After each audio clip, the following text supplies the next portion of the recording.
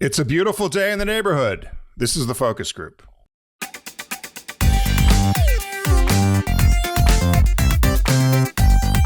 They're all business, except when they're not. It's the focus group with Tim Bennett and John Nash.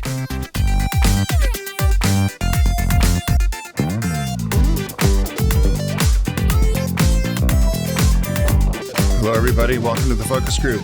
Tim Bennett here, as always, with my good friend and co-host, Mr. John T. Nash. Be sure to catch us here every week. Follow along with us at focusgroupradio.com. You'll also find our companion podcast there, TFG Unbuttoned, which is released only in audio on Tuesdays. Unlike our video cast, John, which, we get dressed for now, we're both wearing some sort of shade of green and blue today. Yeah, forest green today. I'm wearing it as a sweater. You're wearing it as a base layer. But the funny thing is, my base layer is like navy blue or black. Really? So we flipped it. We flipped it today. Yeah. So I hesitate to ask you this question because I know what it's going to be, but I even surprised myself. I watched a lot of football this past weekend. Did you watch any football? No. That's why I knew this conversation was going to go nowhere. But but I watched it, and part of me watched it only because somebody had said, I was reading somewhere in one of the advertising trades, that nobody watches any TV anymore. That most brands have shunned television, or they're shunning television, unless it's something special and unless it's sports. So I thought, well, I'm going to put it on to just, so I actually was interested in some of the games and had them on, but also wanted to see if, in fact, that's where advertising has been going. And much to my surprise, yes, I saw a lot of ads I had not seen, and a number of brands show up during these divisional playoff games for the NFL. So I suppose advertising's right. They're there, but they certainly aren't on the news or some other things. Nobody watches those nightly news programs anymore, apparently. There's ABC, CBS, NBC. Or certainly not the audiences they used to have. Have you watched the reformatted CBS Evening News at all with Tony DeCopel? No, but I've heard all kinds of controversy about it. Have you seen it? Yeah, CBS used to be a network we watched when Norah O'Donnell was anchor, and then it was Maurice Dubois and John Dickerson. And now he's doing it from different parts of the country, which I guess makes sense. It's just easier from a studio. But he aired an interview with Trump from Detroit, from the Ford factory. And there's all this off-camera stuff you hear that basically Carolyn Leavitt, whatever her name is, she's like, if you edit this, we're going to sue you. I mean, this is what journalism's become, right? Like, wow. So they had to do this unedited 13-minute thing where Trump is standing there basically reeling off the stuff that you could hear at a campaign rally. And right, that's not true. And then the only thing Tony DeCopel pushed back on was Trump said, if the other team had won, you'd be out of a job. And DeCopel's like, well, I'm not so sure about that. But he didn't push against anything else, all this crap coming out. And I guess that's the way it is now. So you're right about the TV viewership numbers. I'm surprised you caught any of the sports you were watching, any of the football games on broadcast, because Amazon has paid rights to the NFL. Like, there's all these deals now with different, you have to watch basketball on Paramount maybe, or NFL on Prime. Did you just watch normal TV? Yeah, I watched. So on the game on Sunday, it was, I guess, a co-broadcast. It was on ABC, so it was ESPN. I think ESPN was the main, but I saw it on the ABC affiliate down here. And then the other one, I think it might have either been Fox. I think it was the Fox network, Fox Sports, which was the Fox affiliate down here. But it was interesting to actually see, like we used to see, lots of new commercials, almost, I don't want to say Super Bowl like, but for me it was all new because I generally just watch the news on any of the cable stuff, and you don't see anything really anymore. I mean, even MS, well, it's called MS Now. It still throws me. But they're almost showing things that you would see on Fox. I mean, we're one notch away from the Pillow Guy on at least down here. Some of the nonsense they're advertising. But Tim, you're like the other day we turned on MS Now, and it was Ellen DeGeneres and Portia Rossi shilling some kind of skin product for a minute. I thought she went away. And that kind of ad never used to air on MS now, because it was almost like a, when they would do like an infomercial or something. Speaking of which, we were watching HBO the other night, and I just finished season 2 of Hacks. Everybody, I'm really behind and I'm loving it, but I want to take my time. Bob's like, let's watch more. I'm like, I'm tired of this binging thing. Let's just watch an episode, turn off the TV, do something else. But we saw an old HBO comedy special that featured Ellen DeGeneres. First, she was really young, so I don't know. I think this went back to right around the time she came out, because she did make a couple of lesbian jokes, which she would never have done before. And what a difference. It was just such a different person we were looking at. And I get it. I get that people grow and evolve. She had the talk show the whole bit. But it was just very different. It was like, wow. And Bob was like, boy, has she changed. Like what you just said. Like, I thought they went away. Yeah, well, she had didn't they move to England? Or, yep. Yeah. And then I'd heard maybe they already sold their place there, and they were thinking maybe of going somewhere else. Because Rosie hightailed it to Ireland, right? I think she's in Ireland. And DeGeneres is in England. I don't know if anybody else has moved around. I haven't heard if anybody's Well, then there's that George Clooney got French citizenship, right? Oh, I didn't hear that. Did they give it to him, or was he looking for it? No, they gave it to him. I think his wife, Amal, might be a French national, or she has citizenship, and I think the French government gave it to him in recognition of his contributions to society and culture, which, hey, I agree with. My favorite movie with George Clooney my favorite George Clooney movie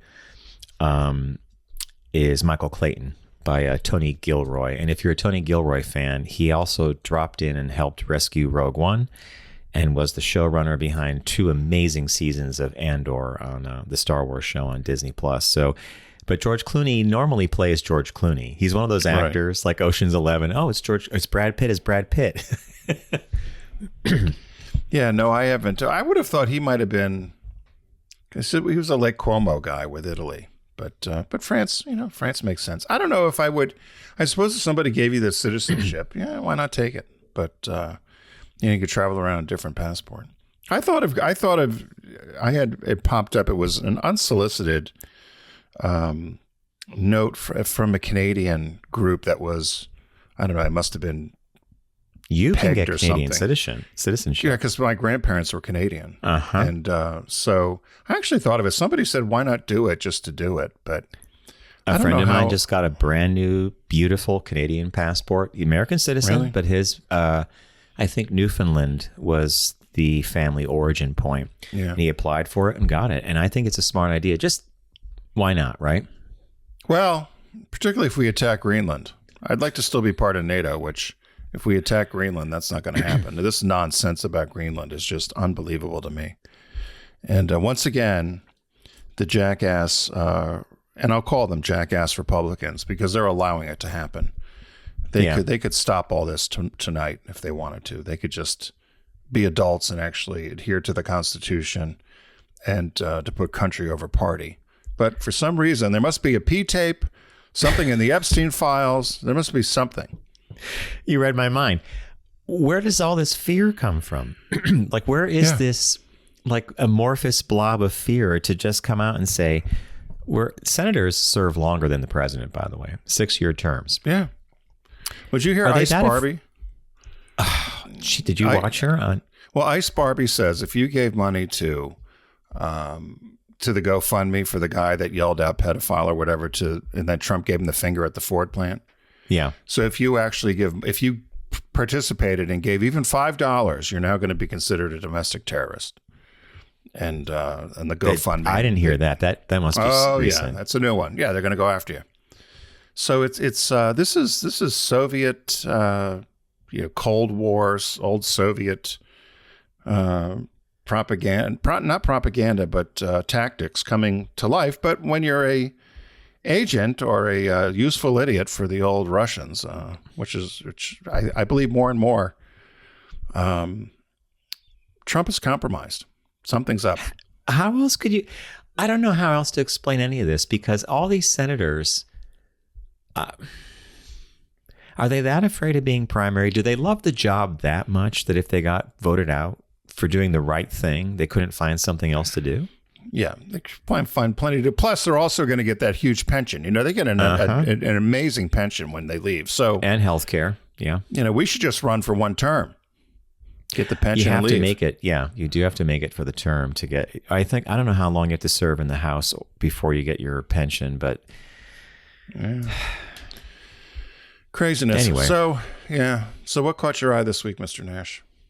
What caught your eye? Here's what Tim and John found. Okay, so last week, a little over a week ago, I came down with what I thought was a cold at first, but I think after 2 or 3 days of a 99.1 to 101 fever, it was probably the flu or a variant thereof. And I'll just say this. I've been told that it was far better that I had the flu shot than if I didn't have the flu shot. So I think, and it was not a pleasant week. I was sort of out of it, but it's one of those weeks where you just resign yourself to getting better and you lay around. And we were watching TV the other night. We were watching 9 to 5, the movie 9 to 5 on Turner Classic Movies.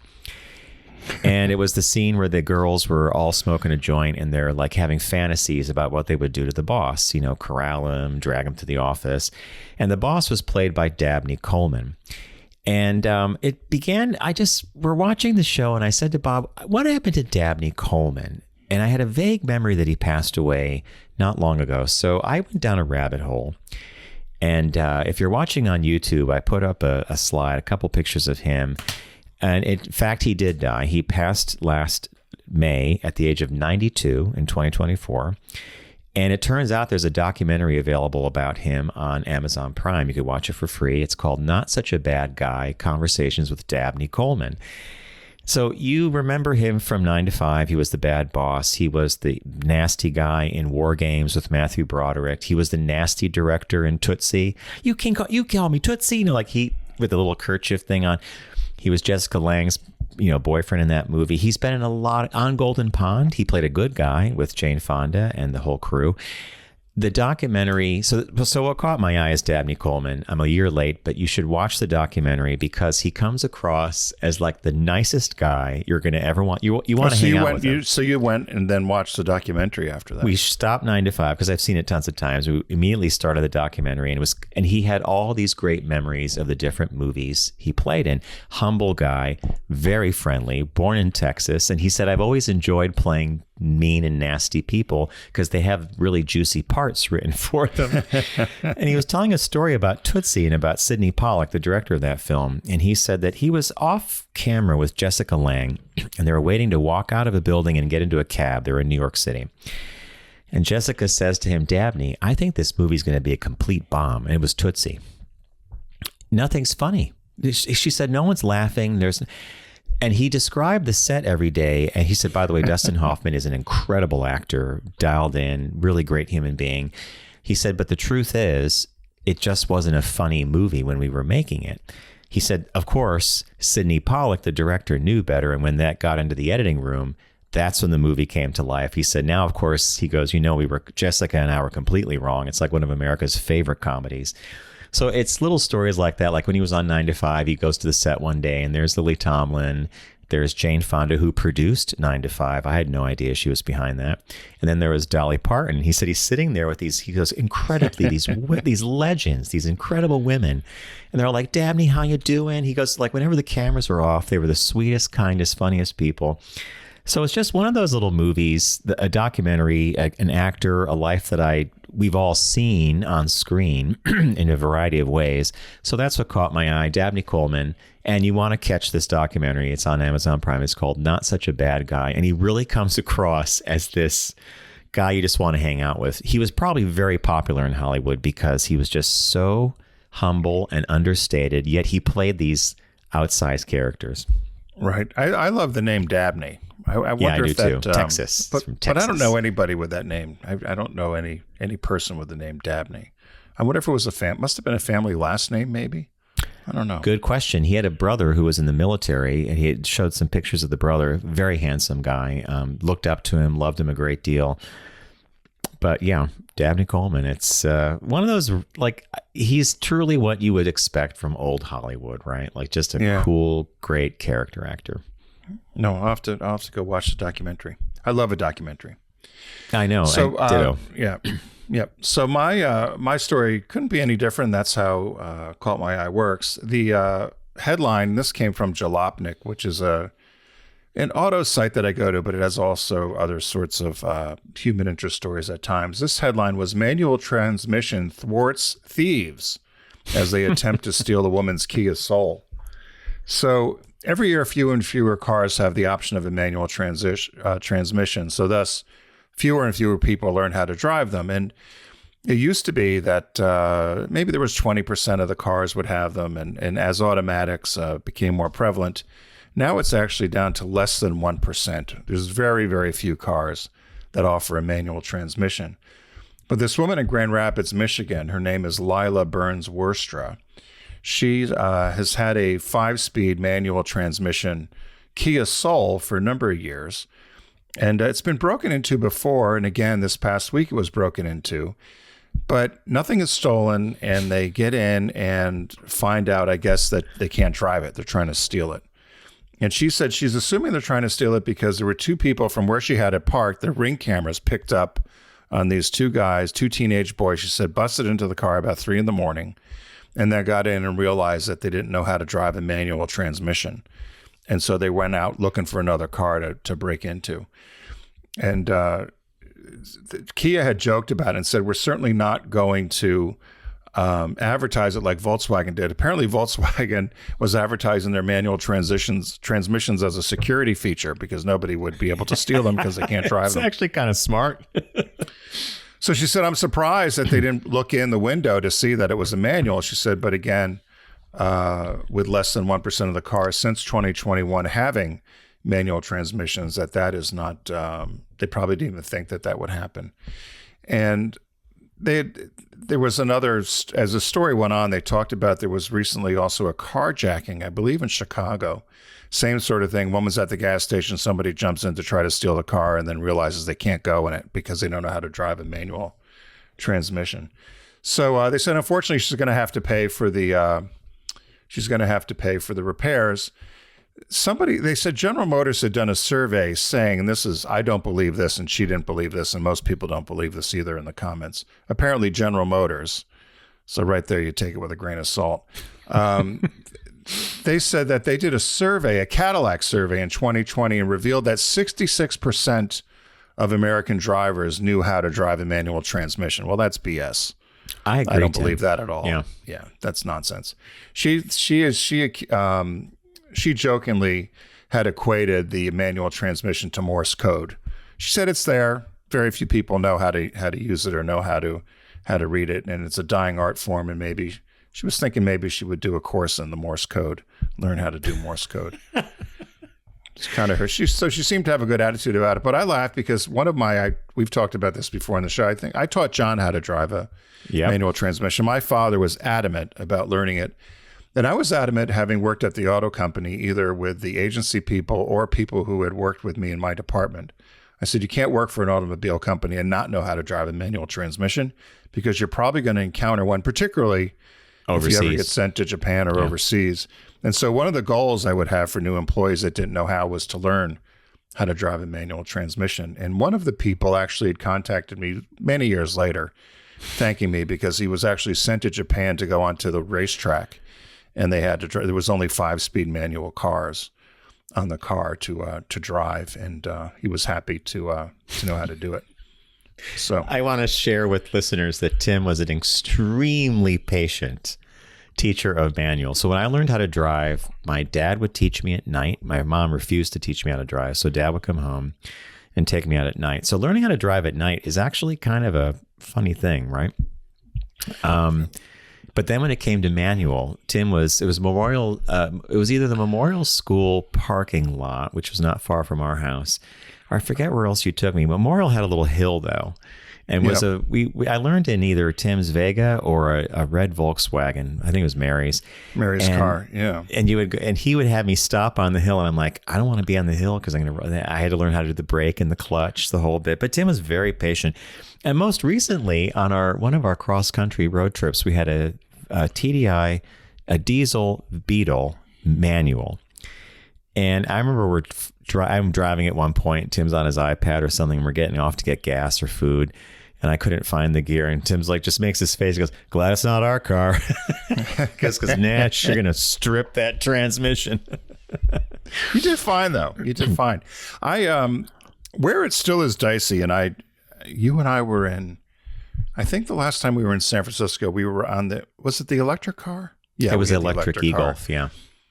But, the hills in San Francisco, if anybody's ever tried to drive there, it's impossible, I think. And people do it. And we had one year we did have a manual car. And I just remember it's dicey. I mean, you have to really know what you're doing to get the clutch in. Tim, I don't know if you remember St. Bart's, but you were the one who drove the car that we had at St. Bart's. It was manual. And St. Bart's is nothing but up and down hills. Yeah. And I would marvel at Tim, like we would literally be on a hill. You couldn't even see. Like you would start moving, but he had excellent brake clutch technique. You were very good. Yeah, no, I had to learn that. I still miss getting, when I worked at Subaru, they would always bring in a number for the people, the managers and executives got to drive cars all the time. Yep. And I would always, the people in the test fleet knew, I would always try to take a 5-speed just because it usually had some different things on it and I just like driving it. But 5-speed still sort of throws me though, because the stick is a little different. So it's top is 1, down is 2, up and to the right is 3, down is 4. And then on a normal manual transmission, up and over and down is reverse. Right. But that 5th gear was kind of highway driving, right? Once you get into 5th, you're kind of moving along. Yeah. And then some have reverse all the way over to the left and up. But, or it could have been like when we were in Europe and I was the only one who, years ago, we were in France and I brought my bike with me and Pat, Bob, and I pile into the car. It's manual. Get out of the car. We were driving along, but I couldn't figure out how to get the car in reverse. And I kept moving forward until we were in an alley by a big door. It was actually a door to a police station. They were going to get out and roll the car back. And then I'm sitting there and I see this button on top of the stick shift. And I wonder about the button. I thought, wait a minute. Tim taught me about this years ago. I pushed the button and that let me go into reverse. You know what I mean? It's one of those things. It didn't have it on the... It had the R, shifter. but you couldn't go down. Right. You had to engage that button to go into reverse. Oh, yeah, to hit the button. Yeah, that was a thing in the late 90s. Or safety mid-90s. thing, I guess, right? Yeah. So, so if you know how to drive a manual car, let us know what car you learned on. Yeah. Yeah. So our business birthday. Everyone does celebrity birthday greetings, but the Focus Group is the only show in the universe that celebrates business birthdays. So this might be the youngest business birthday we've ever done, and somebody that's still living. So Ailbhe Keane, she's from Ireland. Her name is actually spelled Ailbhe. And I've gone to a number of sites. I don't know Gaelic that well, or Irish, I guess. I was AI. So you said Ailbhe. Ailbhe? Yeah, they called it. So they were saying it. I go to this site, Ailbhe. They were saying it, or it could be Ailbhe. Anyway, Ailbhe. Well, Ailbhe, we'll call her. And born January 21st, 1992. Happy 34th birthday. She's the founder and creative director of Izzy Wheels. And it's a company that customizes and decorates wheelchairs and for wheelchair users.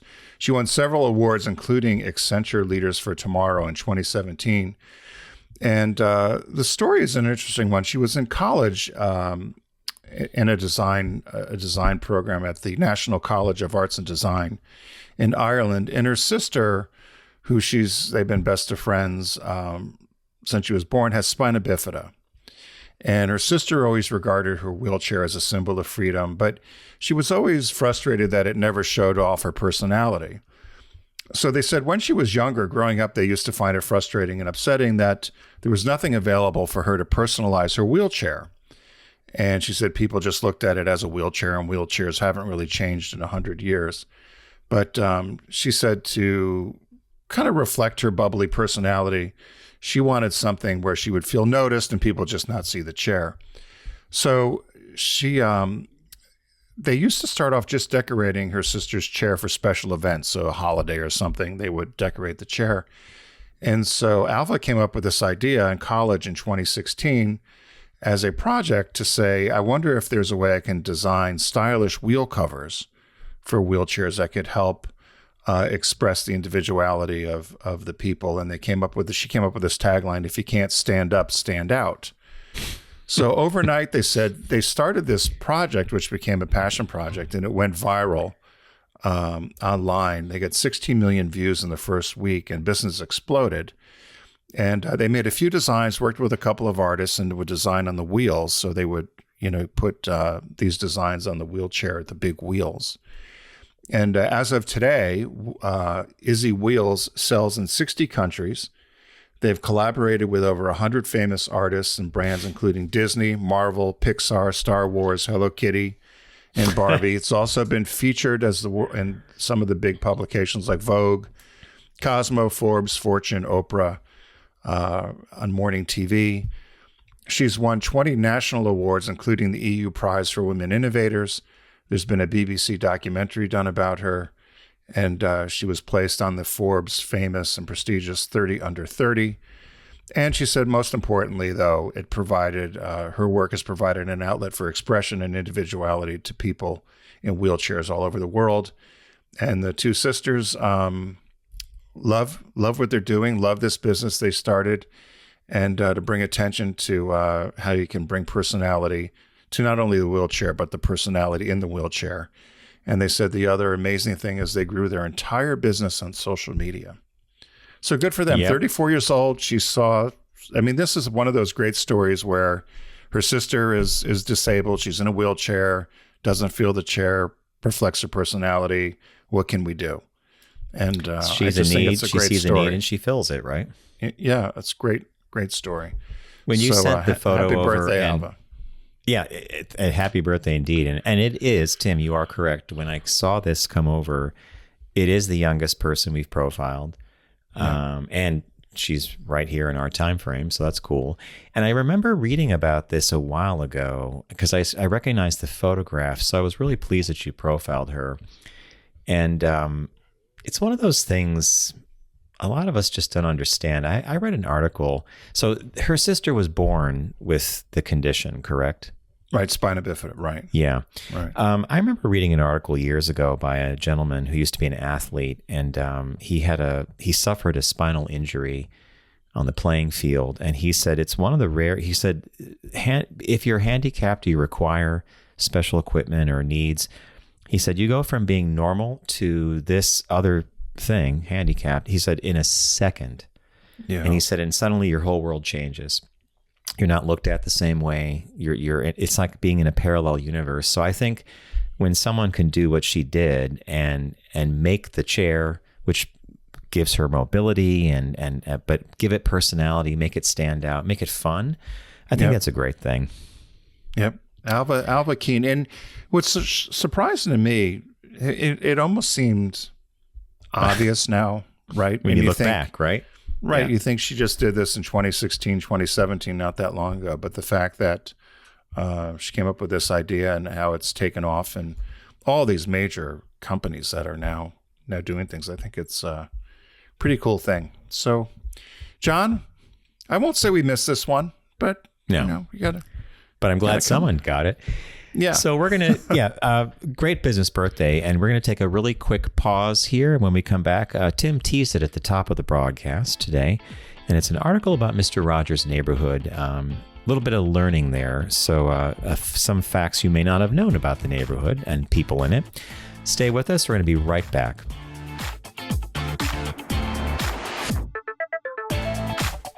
You're listening to The Focus Group with Tim and John. Learn more at focusgroupradio.com.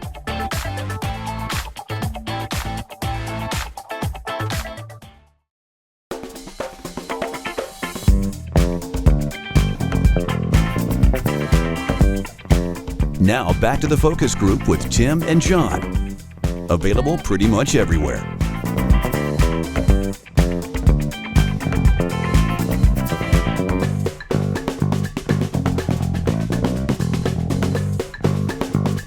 Hey, welcome back to the Focus Group. Tim Bennett here, of course, with my good friend and co-host, Mr. John T. Nash. Thank you for liking and following us on any of your platforms of choice. It was funny, John. Over the weekend, I forgot we were on Amazon. Amazon Prime. Did you say something to Alexa? Or no, get the Oh yeah, I had it going all over the place. I had it all over the house and on my app and everything else. And it's funny. It pops up. Our little icon pops up, and there we are. Almost look like we're famous or something. Almost. Right there on Amazon. Yeah, get it through your TV or wherever you listen. So John had found this article for our Shop Talk focus group this week. John had found this article about Mr. Rogers, and I believe it was either an opinion piece or an editorial in Advocate magazine. Yeah, it was Advocate. And it was about the show Mr. Rogers and how this woman, Ellen Riggle, says that she used to love watching the show as a kid and had great affinity for Mr. Rogers. But she had said she had seen the documentary and seemed to be upset as she looked at Mr. Rogers through what she said was a queer lens. And I guess as I read it, and I'll wait to hear what you think as well, but as I read it, she seemed to be disappointed with Mr. Rogers and the way he handled one of the characters. And I myself did not feel that way because I looked at this as being a time in the 70s or 60s and 70s. But what was your takeaway with her opinion about Mr. Rogers? There were a couple of movies and a documentary that came out a while ago about Fred Rogers and Mr. Rogers' Neighborhood and how it impacted people, how positive it was, valuable life lessons, taught kids how to laugh and love. And she particularly focused on a very famous episode where the mailman on the show comes and sits down next to Mr. Rogers, and they both put their feet in a kiddie pool to cool off because it's a hot summer day. And that was in 1969, I believe, or it was in the 60s. It was 69. And the mailman was black, and his name was, the actor who played him was Francois Clemens, also known as Officer Clemens on the television show. And so he would come and he sat and they did this thing, and that was completely groundbreaking. I mean, think about that for a moment. The fact that you would share a kiddie pool and you would cool your feet with a white guy and a black guy, and that's supposed to be groundbreaking. I mean, that seems so, like, wow, that's groundbreaking. What she discovered later, though, was that Francois himself was a gay man, the guy that played the guy that sat next to Mr. Rogers, Officer Clemens, and that Fred Rogers had said to him that he needed to not be seen in gay bars, not be, photographed out with other, like, he couldn't be gay. And he even suggested that Francois Clemens marry a woman. Because that would be the smart thing to do. And so the authoress of this piece took this very seriously to heart and was very sad about this, because she said basically he was telling Clemens to go back in the closet and, on top of it, to marry someone and possibly disrupt their life because of his orientation. When Tim and I talked about this, I'm in Tim's camp, by the way, and I think he'll mention this as well. This is what it was like back then. I mean, I didn't look at this and say, oh, that horrible Mr. Rogers. I thought, well, that was the late 60s. I mean, I didn't really have to think too much about that. Were you the same? Yeah, because it says here, it said Fred Rogers had told Francois, you can't be seen, as you mentioned, in a gay bar. Yeah. Or it can't be publicly known that you're a gay man and continue on a children's television show, but just because of the social stigma that will have. Again, this is 69, 70s, even before All in the Family, right? Yep. And then encouraging him to get married. I was like, that one's sort of tough. But there are morals clauses that a lot of people and actors have to sign. And I'm guessing this was probably the equivalent of that back then. And what bothered me a little bit about, she said, when she made it almost sound as if they were trying to tell him to deny who he was. I think as his character on TV, that's what Fred Rogers was doing. I don't think he disliked the person because he was gay, because he wouldn't have clued of having him on the show. And I thought of myself when I first went to work and I was a single man calling on older vendors or clients or dealers or dealing with some of the foreign nationals. I was told to wear a wedding band. And Are you serious? Oh yeah. And there was a couple of us, and I actually bought a cheap silver ring. that I would wear when I would go in to call on particular accounts that I knew that were very conservative, whatever, I remember my boss saying to me, he goes, you should buy an old ring and just wear it and put it on your married hand, and that way there'd be no questions. And I'm thinking, well, what if they ask me about my wife or something? And I remember one of the guys said to me, he said, if we ever leave this company, before you work for another company, you got to come up with a wife and a family and a tragic car wreck. He said, and then tragic car wreck. He said, and then nobody's going to ask you the question about whether you're married or not, because the feeling was if you weren't married, you weren't stable. And so if you weren't stable, you certainly couldn't live a good life and be a good business person. And that was not all that long ago, 35 years ago. And Tim, that goes by in a heartbeat, right? No, it goes by fast. But then the other part of this that related to you and I is this is pre-Trump administration, but you and I were doing some work, and our work was identified that you and I did for Subaru, particularly to the G&L consumer. And back then we said G&L, we didn't have all the letters. And in some recent things that were written by some supposed academics, had criticized the work we did as being too gay vague, or it didn't come out enough and it didn't say enough. And again, this was the mid-90s, way before Ellen. I think I looked back to see the only celebrity that was out in 1996 was Katie Lang, officially. Yes. Yeah. And so again, in order for you and I to have been successful and to have done this work, it needed to be what it was. And what it was by being vague or being smart, it delivered the right message to the right consumer, because it wasn't vague if you were gay or lesbian. Correct. It was vague if you were somebody else. The intended audience it was going to, it wasn't vague. And so the fact that the work we did had become, the company Subaru still gets ROI, return on investment, from what we did, still talked about. Subaru is part of pop culture as it revolves around the LGBT community. And Harvard used our campaign as a business case study in their MBA class. So the criticism we got for doing that, I felt that this Ellen Riggle was similar to the criticism you and I had for the work that we did. And I thought, if you look at it in the capsule of the time of 30 years ago, way before Will and Grace and Ellen and all these other things, so it hit me the wrong way. Actually, I didn't come away feeling bad about Fred Rogers, which is, I think, the point of this piece. I came away feeling that the authoress sort of missed the point in some ways. Yeah. No, that's not what you would do today. No. But as you said, it was 30, 40 some years ago. And, Tim is absolutely right about our early careers. I mean, if I don't know, depending on your age, and if you're listening and you're a certain age, you're gonna recognize me when I say, or you're gonna recognize this. You could lose your job if you were seen at a Pride parade.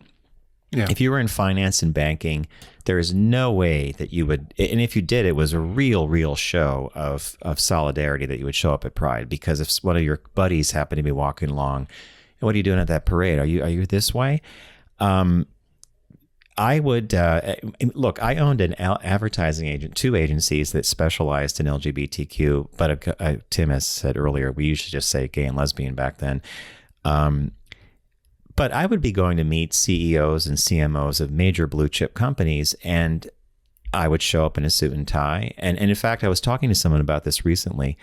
I guess part of what we did in our careers is we have been actors on some levels, because my goal was to make myself relatable, personable, and completely like I can hang out with this guy. I could give this guy $500,000 budget. You wore the uniform. Yeah, you had to wear the uniform, right? You had to have the right uniform, and so that's all that was. And you had to act the right way. And so this Fred Rogers thing is interesting, because I think we hold people like him up to these wonderful and super high standards, because he did accomplish a great deal in his career. And is it disappointing that he asked Francois Clemens to not reveal his identity, or to be very careful with managing himself? Yeah. And as Tim said, was it, good to have him get married? Well, maybe that's unfortunate advice, but back then, this is what you did. I mean, to survive, right? I mean, I think people miss that part somehow, that your life could be ruined. Your career could be ruined, right? Well, it's why I said I was having this discussion with two of my neighbors who are in their 80s, and they were shocked when I brought this statistic up. I said, one of the largest infection rates now for HIV are seniors and elders. I said, particularly in the villages in Florida. And they looked at me, what? I said, well, the little blue pill has helped these old men get it up, and now they're having sex with these women, and we're living either closeted lives or as double life or a second life, and had sex with men and didn't know they were HIV positive, whatever. But there's a huge outbreak of HIV in the villages. And their mouths were like, oh. And then one of the women said, well, that's what you did then. You got married. Everybody got married. No matter what, you got married. So anyway, that's our social commentary for the day. Well, that's our focus, our Shop Talk focus group. But I think it's important. I'm glad we talked about it. And I had sent the article to Tim. We were originally going to do it for a different part of the show, but Tim said, no, this is a very valuable conversation to have in 2026. And just as he was telling me this, the New York Times today had a piece in the opinion section. Well, it's actually a research piece, but a couple of researchers are seeing a major backslide in acceptance of LGBTQ people in America since 2020. I'm not surprised. It's the COVID. It's a whole bunch of things. And politics, for the last 2 or 3, 4 years, from Ron DeSantis forward, the drum has been banging on anti-trans, and we're groomers, and we're taking kids, and it's drag queen story hour. And not surprising, we take a back seat to all this and get our, basically pushed off the stage. So it's an important conversation to continue to have. And I'm not sure that if we look at historical figures, we have to hold them to the precise standards of 2026. But anyway, there you go. Fred Rogers. Hopefully you still love him for The Neighborhood and for The King and all the stuff he used to do. I was a Captain Kangaroo guy myself. I think Tim was too, Mr. Green. Yeah, Jeans. I was Captain Kangaroo. And only probably because we didn't get the channel. Back then you had to get...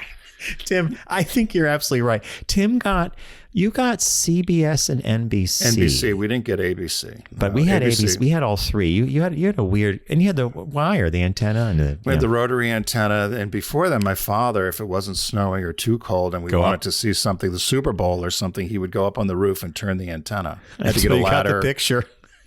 Imagine. And my mother yelling out the window, "It's fuzzy! It's fuzzy!" It's sharp. Stop right there. I miss those days, to be honest with you. I miss analog. We had a lot more time to do fun things and not get stuck on screens. All right, we're going to leave it there for you today, folks. I want to thank you for joining us here on the Focus Group. FocusGroupRadio.com is our website. You can learn all about us there, including our Tuesday podcast, TFG Unbuttoned.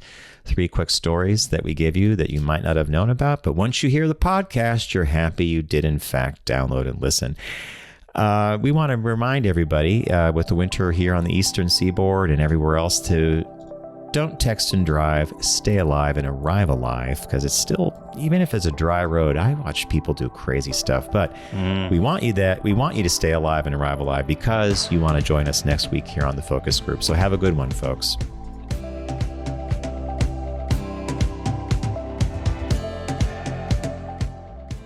It's The Focus Group with Tim Bennett and John Nash. Accessible on all platforms. Subscribe, like, and rate us on your platform of choice. Learn more at focusgroupradio.com. That was a stunning focus group.